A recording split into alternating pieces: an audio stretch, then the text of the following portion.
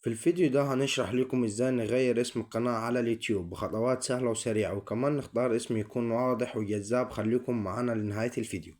اول حاجة يا جماعة هنجي على تطبيق اليوتيوب. تمام، هيفتح معنا يا جماعة. هنجي على الملف الشخصي بتاعنا. تمام، بعد كده هندوس عليه. هيظهر معنا بالواجهة دي. هنجي على علامة القلم اللي هنا دي وندوس عليها. هيظهر معنا اسمين. الاسم الاول اللي هو الاسم الاساسي، والاسم التاني بيقول لك الاسم المعرفة.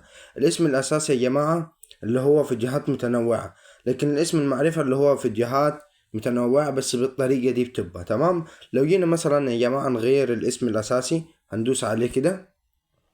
ملحوظة يا جماعة عشان تكونوا عارفين، لو الاسم غيرتوه خلال 14 يوم ما ينفعش تغيروا اي اسم تاني غير لما تعدوا ال 14 يوم. مثلا هنسميه امير محمد كده وندوس حفظ. مكتوب كده تم تغيير الاسم الى امير محمد.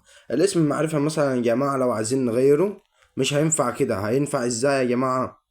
تمام، هيبقى ازاي؟ مثلا جينا كتبنا امير كده، تمام، محمد هنا كده، تمام.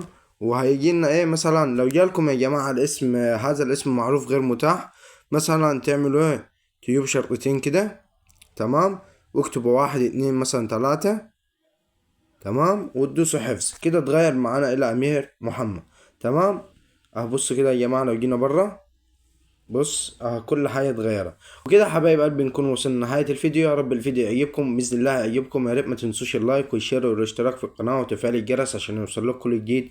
مع السلامة حبايب قلبي، سلام.